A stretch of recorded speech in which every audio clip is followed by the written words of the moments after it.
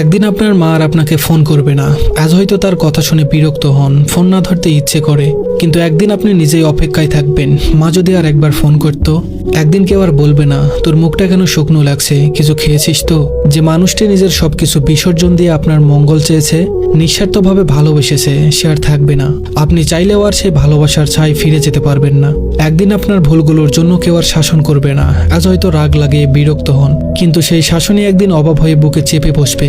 একদিন যে ঘরে ঢুকলেই মা আপনার পছন্দের খাবার নিয়ে হাসি মুখে অপেক্ষা করতেন, সেই ঘরটি শুষাণ পড়ে থাকবে। সেখানে খাবার থাকবে, রান্নার গন্ধ থাকবে, কিন্তু যে ভালোবাসা সবকিছুকে প্রাণ দিত, সেটি আর থাকবে না। একদিন আপনাকে দরজার কাছে দাঁড়িয়ে বিদায় জানিয়ে কেউ আর চেয়ে থাকবে না। আপনার পায়ের আওয়াজ মিলিয়ে যাওয়া পর্যন্ত অপেক্ষা করবে না। একদিন তার কণ্ঠস্বর চিরতরে থেমে যাবে। একদিন আপনি তাকে ডাকার জন্য চিৎকার করবেন, কিন্তু কোনো জবাব পাবেন না। তার হাতে মাথায় হাত বুলিয়ে দেওয়ার আর কেউ থাকবে না। রাত জেগে আপনার জন্য চিন্তা করার মানুষটি আর থাকবে না, যতই ব্যস্ত থাকুন না কেন। একদিন আপনি সব কাজ ফেলে শুধুই তার স্পর্শের অভাব অনুভব করবেন। তখন কোনো কিছু দিয়েই সেই শূন্যতা পূরণ করা সম্ভব হবে না।